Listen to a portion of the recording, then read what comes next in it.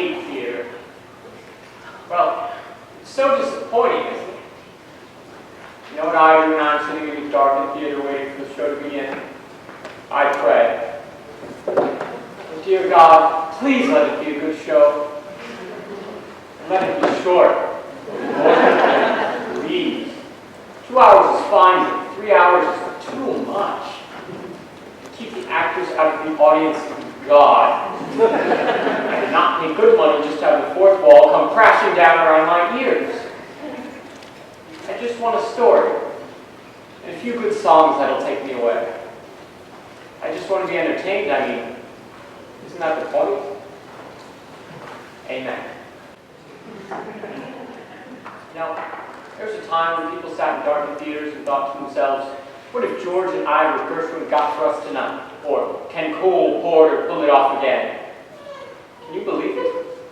Now it's, please, Elton John, must you continue the charade? You used to be sitting there in the dark. You knew that when the lights came up, you'd be transported to another world. A world full of color and music and glamour. You thought to yourself, my God, when are they going to bring up the lights? Hello. How are we today? It's good. I'm feeling a little blue myself. You know, a little anxious for no particular reason. A little sad that I should feel anxious at this age. A little self-conscious anxiety resulting in non-specific sadness. A state that I call blue. Anyways, when I'm feeling this way, blue, I like to listen to my music. So, I was going through my records this morning. Yes, records. And I was going to put on the soundtrack recording of Meredith Willson's The Music Man. I had a craving for a young Ronnie Howard. Then I thought to myself, no, let's have a treat. Let's disappear for a while into the decadent age of the 1920s, when the champagne flowed while the caviar chilled and all the world was a party. For the wealthy, anyways. So I dug about it, and what did I find? One of my favorite shows, Gable and Stein's The Drowsy Chaperone. Remember? Lyrics by Julie Gable and music by Cindy Stein. It's a two-record set remastered from the original recording in 1928. It's complete with the original cast, too, including Beatrice Stockwell as the chaperone. Isn't she elegant? And this is a full 15 years before she became Dame Beatrice Stockwell. Can you believe it? Here, let me read you what it says on the back. It says, mix-ups, mayhem, and a gay wedding. Of course, the phrase gay wedding has a different meaning now. But back then, it just meant fun. And that's what the show is. Fun. So, would you indulge me? Would you let me play the record for you now? Yeah, go for it. Hoping you'd say yes.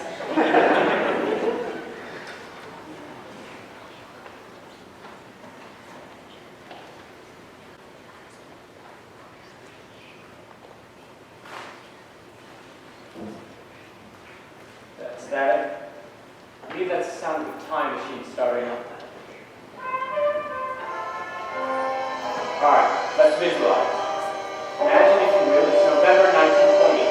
You just arrived at the doors of the Roscoe Theater in New York. It's cold out. Remember when it used to be cold in November? Not anymore. November's the new August. It's global warming. We're all doomed. Anyways, gray sleeves falling from the sky, but you don't care because you're going to see a Broadway show. Listen.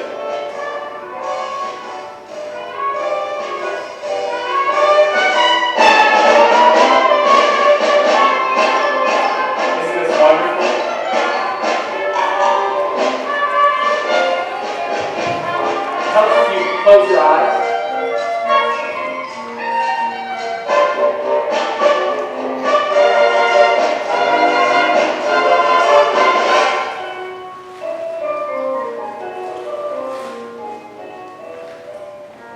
Overtures. I miss them. They're out of style now. In overtures, the show's way of welcoming. Hello, welcome. The meal will be served shortly, but in the meantime, would you like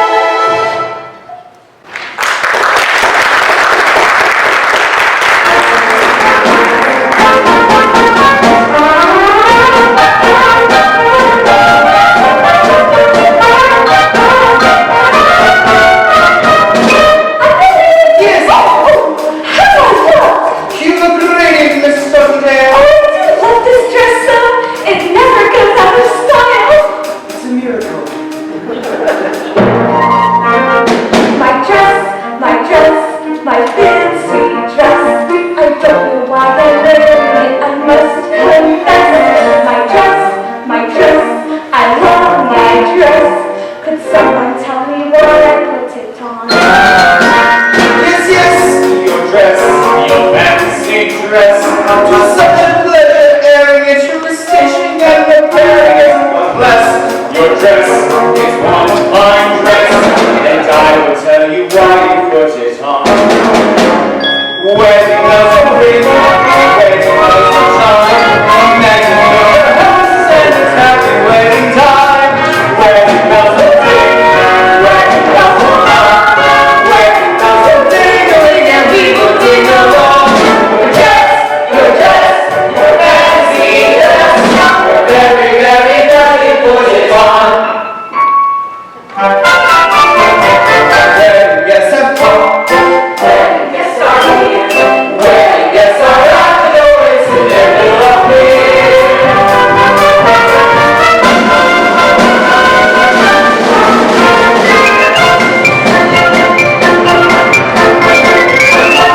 The bridegroom, I'm giving them gifts. That's all the thousand stories for my love. I'm George, and that George is best man George. I'm honored to be doing what a best man ought. This is how the whole thing planned out. The key is organization. See, each string represents a task yet to be completed. Pay the musicians, now the florist, book a minister. The whole way's gonna roll right to rock and roll. There's going to be a wedding?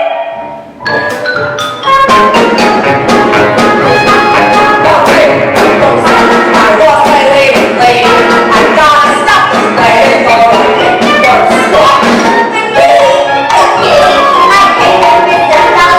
I'll be a little lady if I get my son.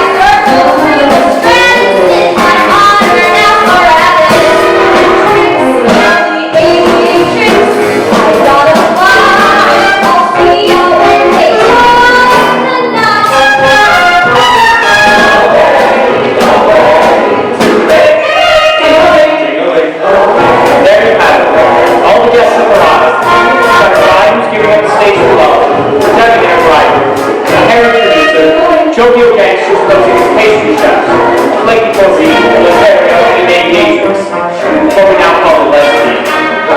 Also, my favorite member, Drowsy Chaperone. One more you need for the evening's entertainment.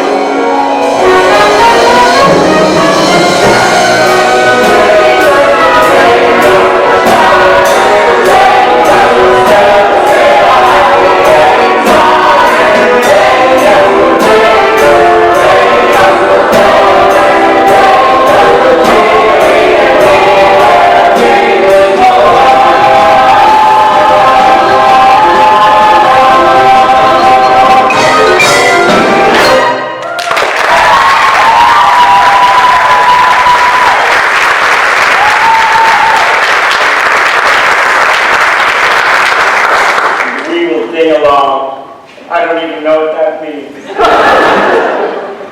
Alright, I'll try my best to lead you through this record. Don't worry, it won't be difficult. It's not very hard to follow. So, we start with welcome from the love-struck group. Well, I just wanted to thank you all for coming. I must be some lucky fellow. Why, who would have thought that I, Robert Martin, would be marrying a glamorous showgirl? And that glamorous showgirl would be willing to give up a successful career for me, Robert Martin. Now, if it weren't for prohibition, I'd say, let's raise a glass. To Miss Janet Van de Graaff, the most beautiful girl in the world. Absolutely not! Excuse me? It is bad luck for the groom to see the bride on the day of the wedding. I hope you heard that, because that's the plot. Basically. Hang on for the ride. Breakfast will be served in the Arabian room.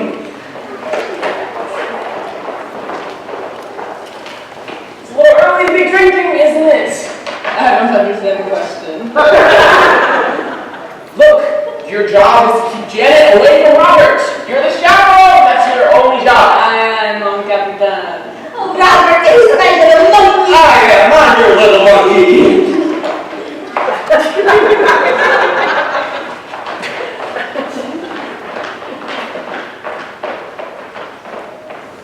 So with the bride and groom whisked away, we turn our attention to the B plot, which involves the producer.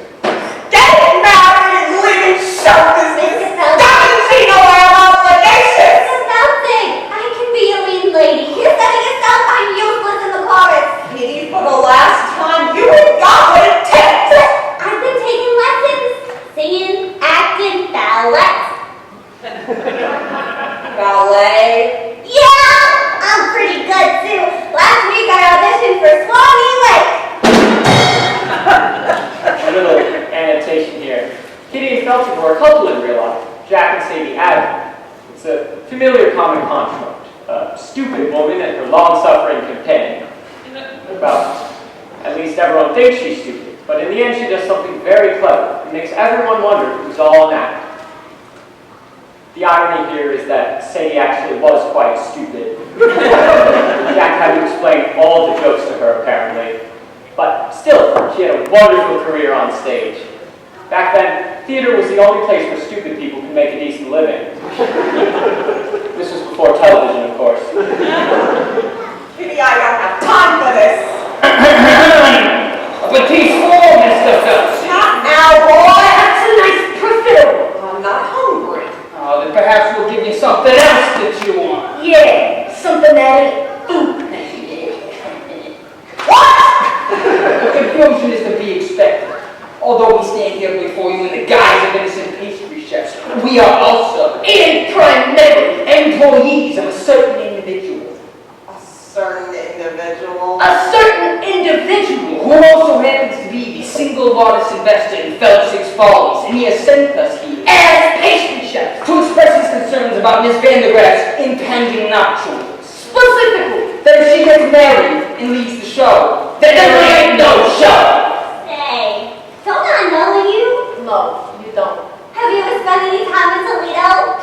Have you ever spent any time in a coma? No, but I have a cousin in Seattle. Boys, tell your boss this wedding is never gonna happen. You have my word. Well, we'll take your word on that. Yeah, but to go back on that word would be a recipe for disaster. Now, I hope we have made ourselves perfectly eclair. One can believe it. Oh, you Piscari kid! Oh, don't talk with me! All right. You can drop the pastry chef routine. Alas, we cannot. We're on the way. Oh, there's an entree, you macaron.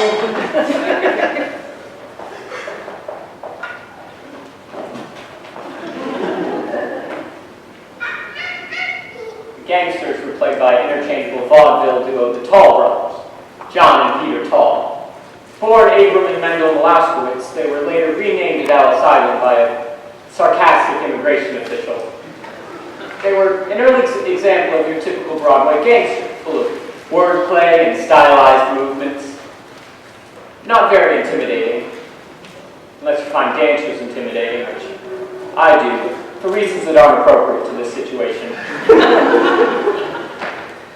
Well, Mr. Felsen, we'll leave the matter in your hands, but in the meantime, feel free to browse the dessert carousel. Try the Toledo surprise. It's to die for. Holy cats, Mr. Felsen! They're gangsters! Very perceptive. Now pay your face! I gotta stop the sweating. But how? How? Lord in heaven, how? How?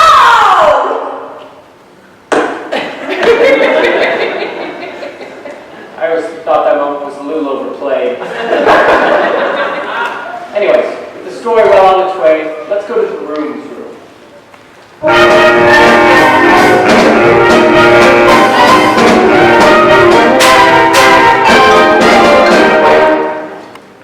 Hey there, handsome. Show me those pearly whites. The groom was played by the dashing Percy Hyman. He got his start as the all-right toothpaste man. His fabulous smile adorned every tube. All-right was hugely popular in the early 20s because it contained cocaine. It's true. If you check the label, it was the fifth ingredient down right after sugar. Anyways, it wasn't long before he became a huge matinee idol. Now don't you worry. It's perfectly normal for the groom to be nervous on his wedding day. It is? Of course! Now, some people say that Percy Hyman was a bad actor, but to those people I say, shut up. Hey there, Mr. Riverman. Shake it and look away again. Trembling like them lady cats do. Something made me bother you. My cold feet.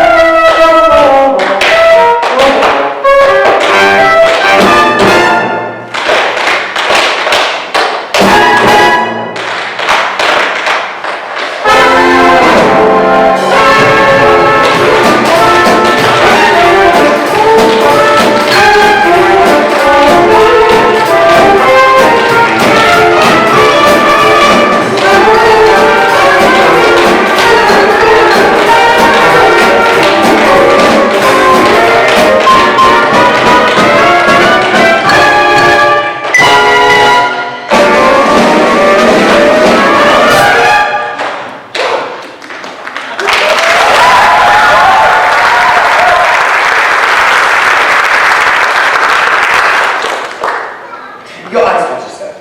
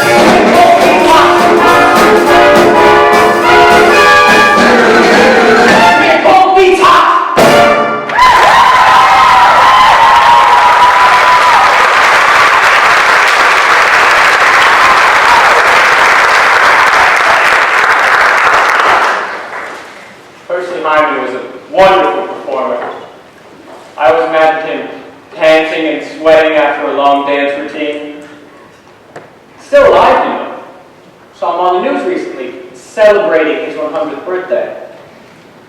Say that the passing years have taken their toll would be a grotesque understatement.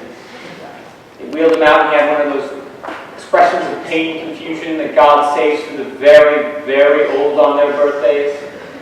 The one that says, "Who are you? Who am I? Why is this cake on fire?" You know what I mean.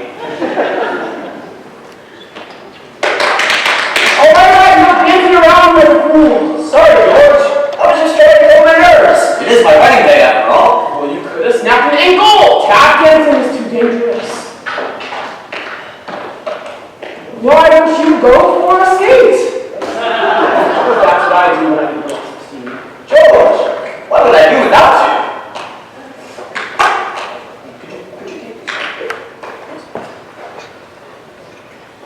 Now, how exactly do you do this? You kind of go? Like, oh! Wait, what was I thinking?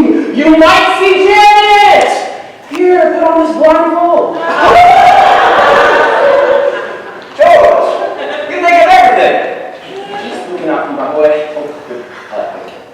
Okay, so you'll be fine. What? The George, I can't help this. Yeah, what do you go? Oh! Hey, remember! No more tap dancing!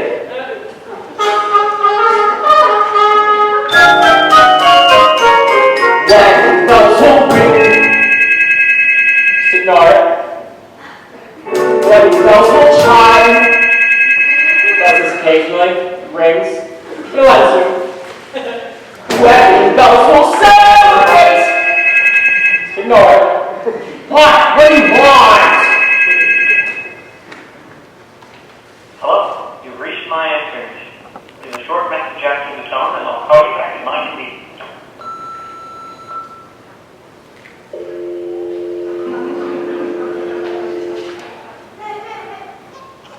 That's it. Moment's ruined. Thank you, life. It's like a cell phone going off in a theater. God, I hate that.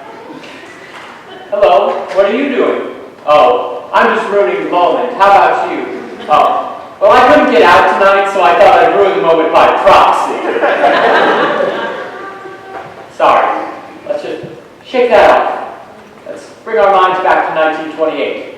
They didn't have cell phones in 1928, but I'm sure they had something else for the ruining of moments. Bugles or something.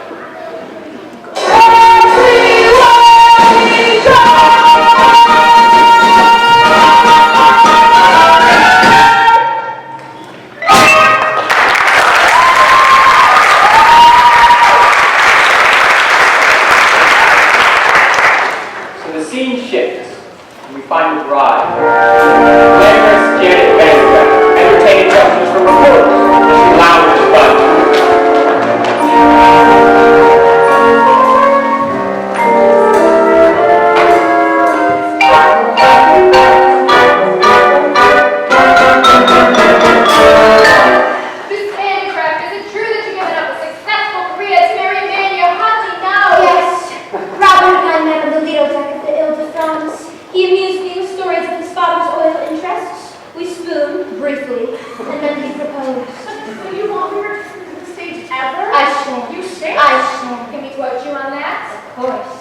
One more question?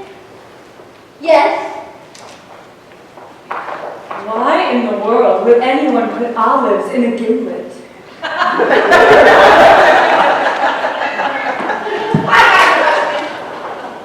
can you give up the footlights when you don't value all without crisp in your veins? Victor, please. Shannon, I'm begging you, dump the mud, stay with the follies. I'll give you anything you want. I'll even put your name above mine on the key. Victor, if you think this is about vanity, you couldn't be more wrong. I don't want to show off, no. I don't want to sing no more. I don't want to ride moon, no more. I don't want to show off. I don't want to wear this no more.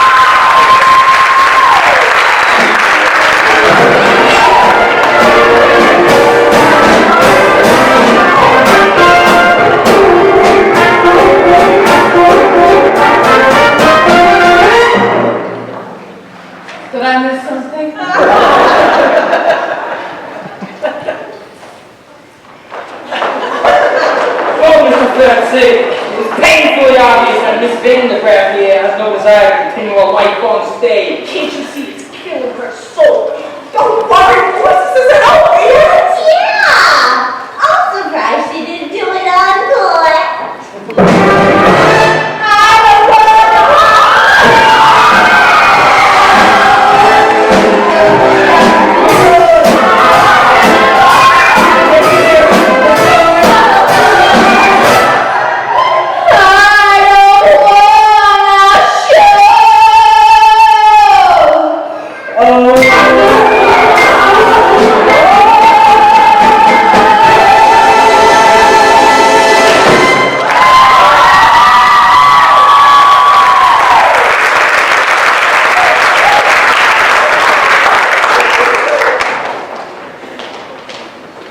That was Jane Roberts as the bride.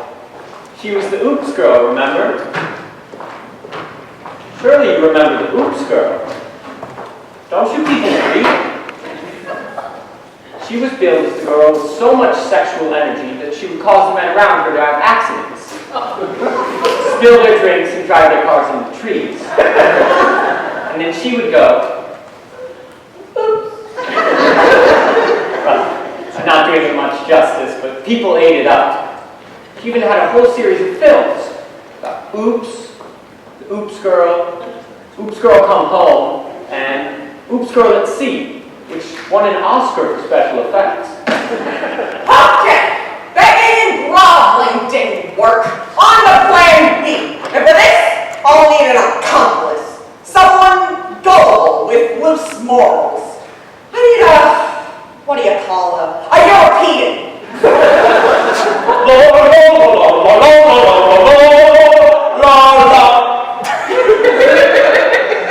In walks Adolfo, self-proclaimed ladies' man.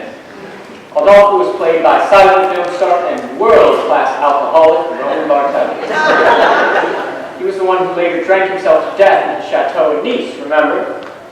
It was 5 days later they found his body. It had been partially consumed by his poodles.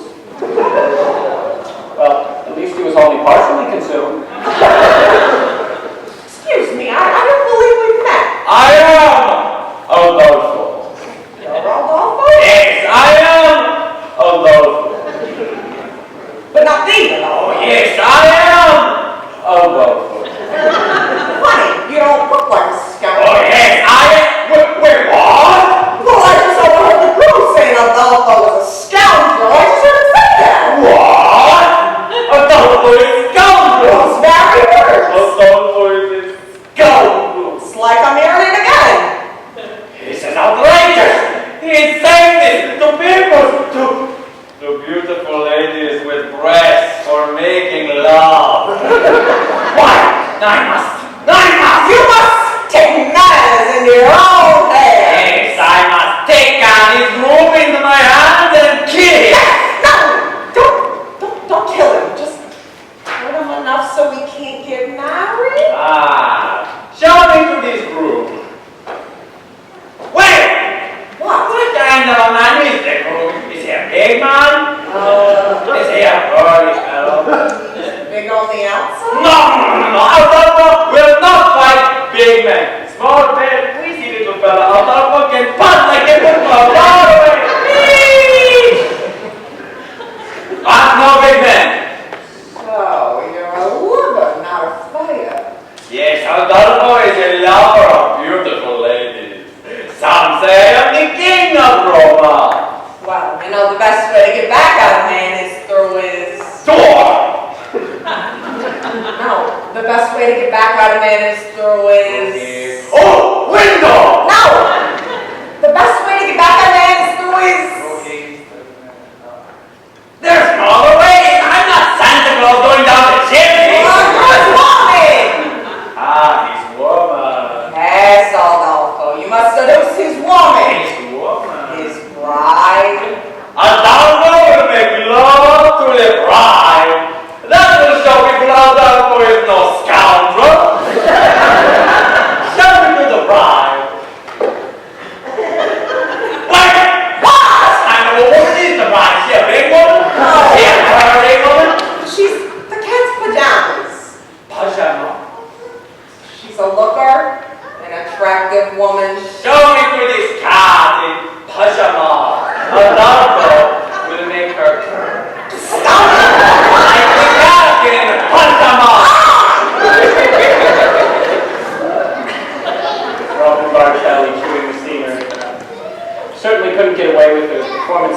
nowadays, could you? No. Modern, contemporary audiences are too sophisticated for broad racial stereotypes on the stage. So we banished them to Disney. Let the children sort it out.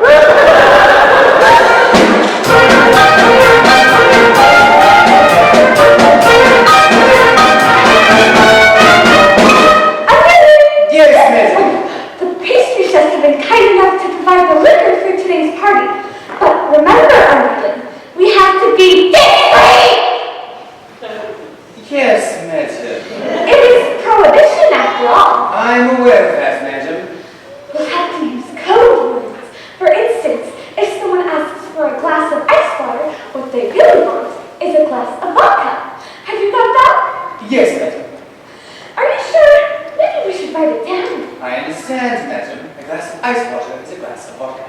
What's a glass of ice water? Vodka. Ice water?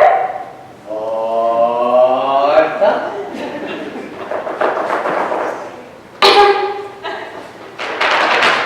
Vodka.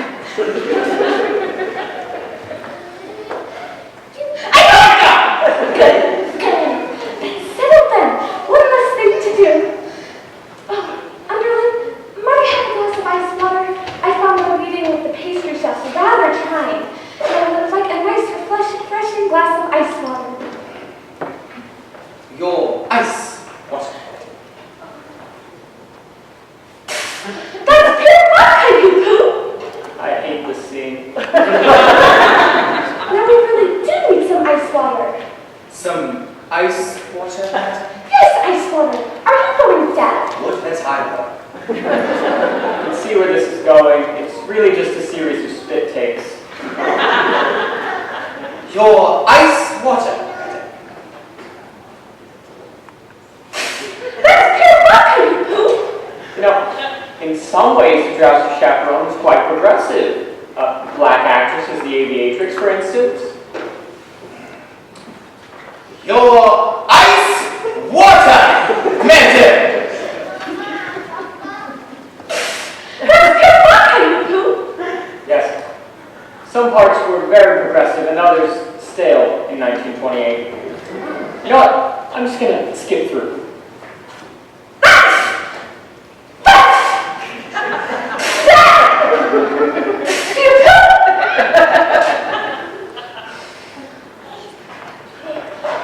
Where do you think you're going? To find some lime juice, madam. Lime juice? For heaven's sake, why? I'm going to bring out my eyebrows and make myself a gimlet.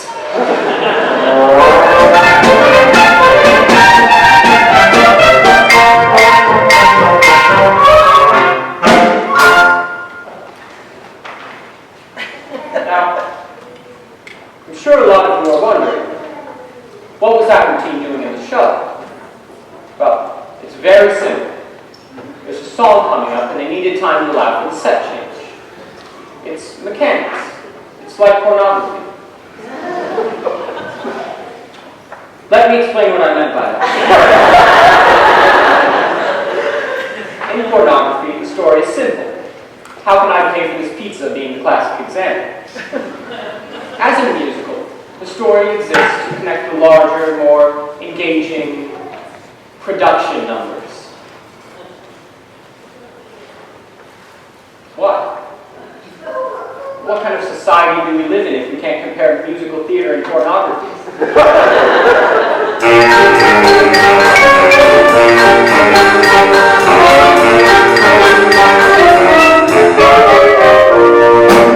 In a few hours, I'm going to be Mrs. Robert Martin. Oh, my head is spinning. Yes, life is a mad whirlwind. Oh, this is a really interesting scene. This is the only time that Jane Roberts and Beatrice Stockwell are alone together on the stage. Now, Jane Roberts was an emerging star. Beatrice Stockwell was already well established and a force to contend with. I'm so full of apprehension. I suppose it's normal considering the circumstances. Have you ever been married, Chaperone? No, I drink for pleasure, not out of necessity.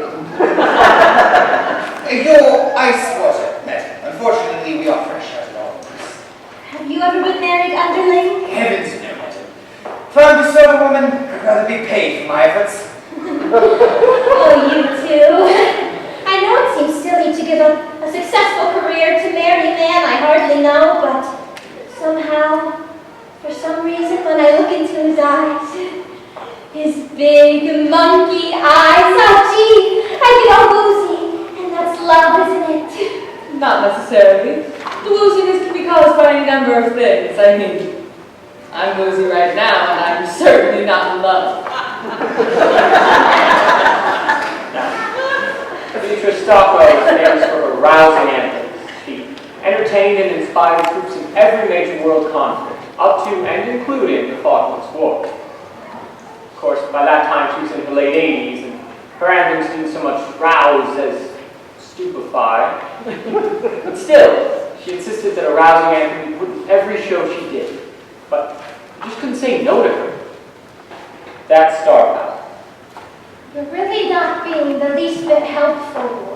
Couldn't you at least allay my fears with a few choice words of inspiration? Inspiration. Really, dear, that's not my thing. Yes, but As we stumble along on life's funny journey, as we stumble along into the we look here and we look there, seeking answers anywhere. Not sure where to turn or what to do, till we bumble our way through life's crazy labyrinth. Barely knowing left from right, nor right from wrong. And the best that we can do is hope we'll sing his song as we stumble along. that was quite nice, chaperone, but I still don't see how it pertains to my situation. Let me explain. Really, that's not necessary. I suppose I'm just looking for a sympathetic, maybe.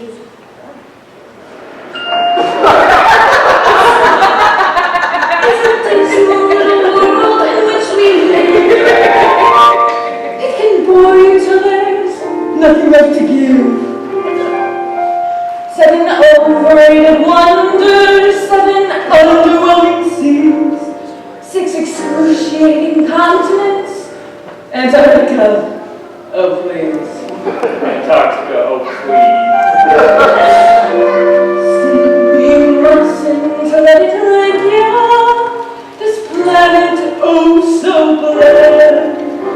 Keep your eyeball on the highball in your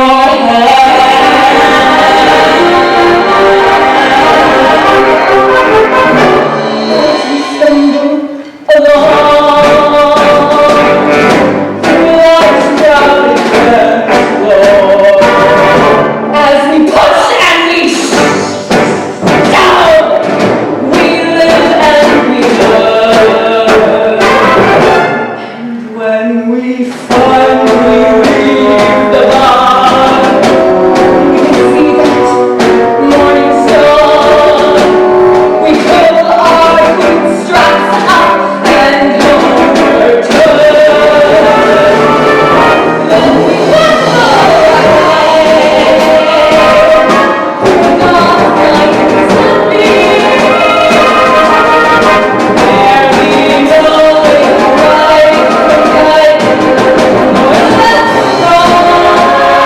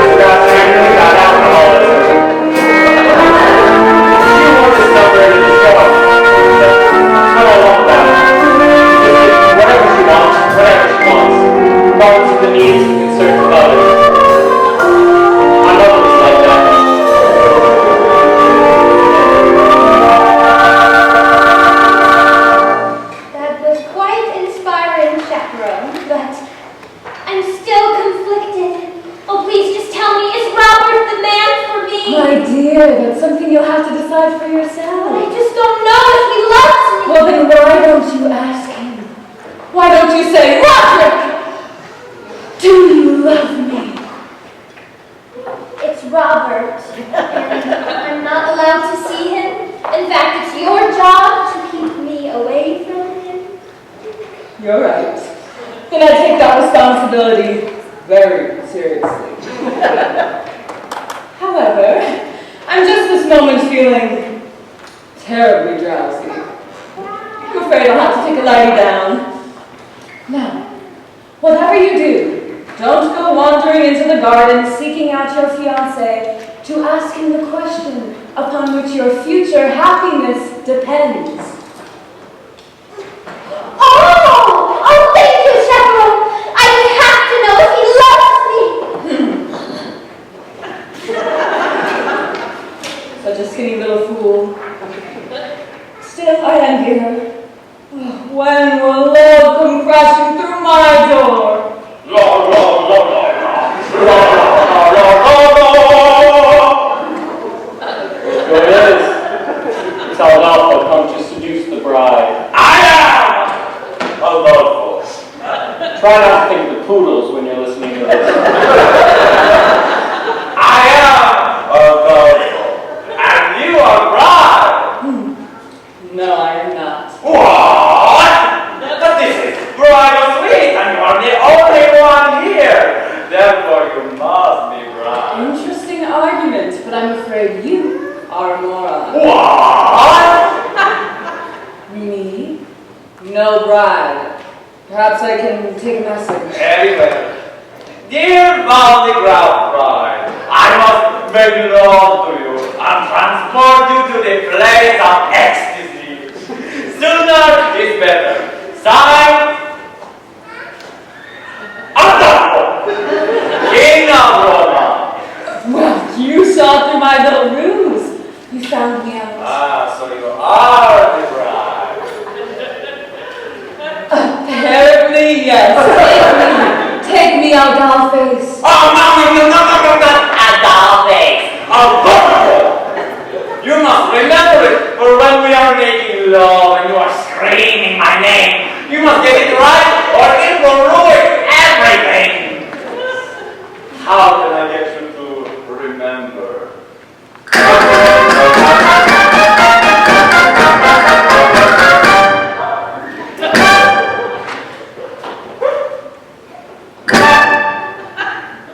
I'm sure that you will learn the name of Rambo. Ladies, man, who is the claim of Rambo? And now we miss I am the same of Rambo. I introduce myself, I am Adolfo. Nice to meet you, shall we? Not so far, so just in case you didn't hear Adolfo, try to make it very clear Adolfo. Now the ladies always hear Adolfo. When I repeat myself, I am Adolfo. I can sing it low. I can sing it low, Adolfo. I can sing it very possible. I can sing it very slowly. I do it now, but it will take hours. Now let me see if you can remember my name. I'll give it a shot. I don't have to sing. Adolfo. And how did you enter to me? Adolfo. And who is it that always be? Adolfo. Now sing it proudly. You are Adolfo. Now let me spell it out for you. For all you lovely ladies that didn't hear for some reason, maybe you are hard of hearing or something. I don't know. It goes.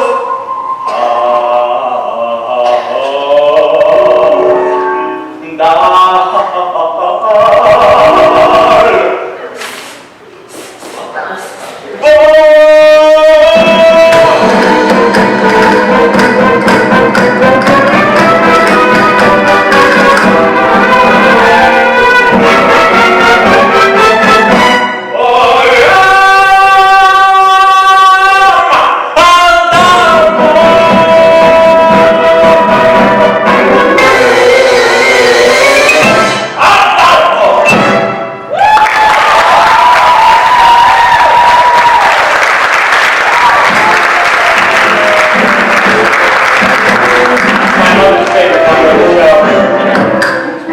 called to a secret fantasy to be swept off her feet by a vaguely European lover. You mean a real lover, not a buffoon.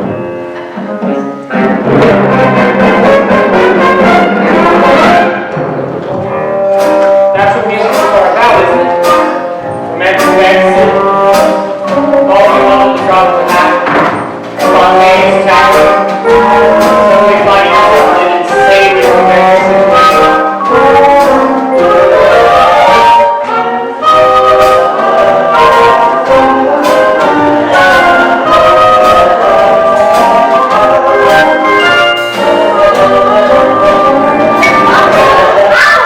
Don't worry, madam. I'm getting married today, so I have to wear a blindfold. Blindfold? I'm sorry, who am I speaking to anyhow? Why, it's me. I mean, me. From The scene couldn't be more ridiculous. So you are marrying Jeanette Vandergraaf, non? Oui. I hear she is very glamorous Oui. and beautiful. Oui. Is it true that she has an exceptionally broad range and excels at playing both comedic and dramatic roles? Say, I'm having trouble placing your accent. What part of France are you from? Oh, the middle part where they make, the toast. You were telling me about your, how do you say in English, fiancé? That's right. So tell me, when was the moment you knew that she was the one for you? It's a funny story, actually. We were standing on the Lido deck of the Ile-de-France, and I just decided to tell her that.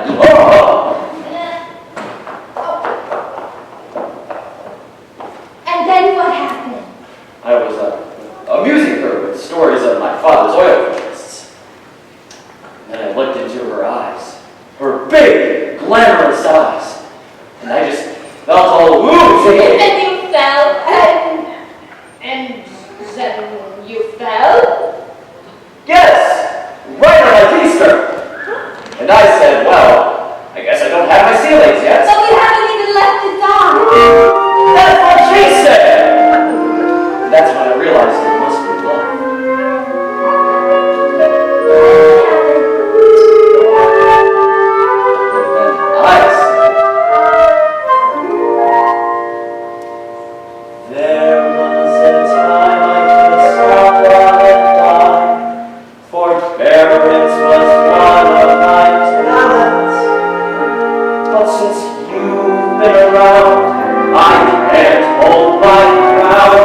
I'm consistently losing my balance.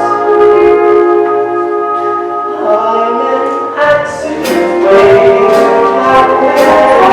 I'm a mishap about to ensue.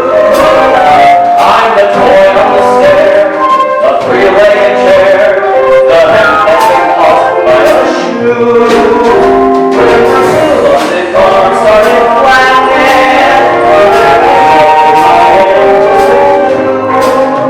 I'm an accident waiting to happen. So happy that happened to you.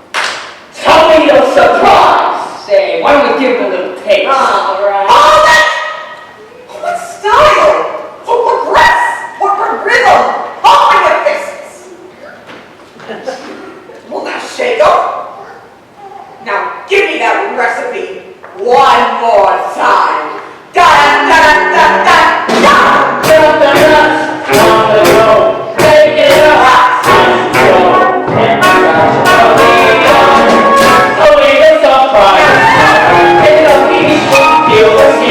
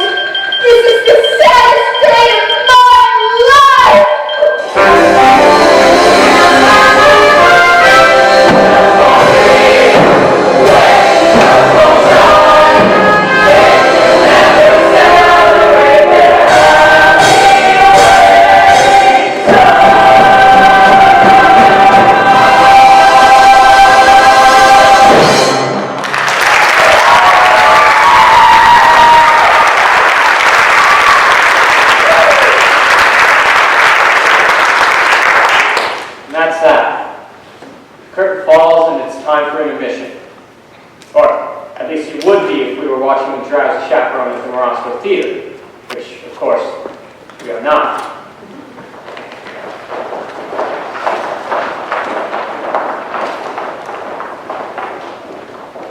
I hate intermissions. They ruin the magic, you know? They yank you back into reality. One moment you're lost in a world of music and romance, and then bang! Surrounded by tourists. Crinkling candy wrappers and nattering about the lack of women's restrooms. It's cruel.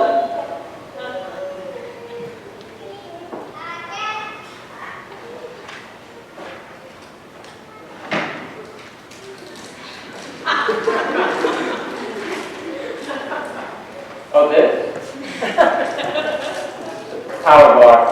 I've got a bit of a blood sugar issue, so I have to eat small meals all throughout the day or I get jittery. I know it's rude, but you wouldn't like the alternative. Believe you me. Believe you me. I remember my wedding day. I didn't eat breakfast, and the ceremony wasn't until 4 in the afternoon. I do. Be surprised that I was married. There you go. You shouldn't go making assumptions about people now, should you? I'm a very complicated man.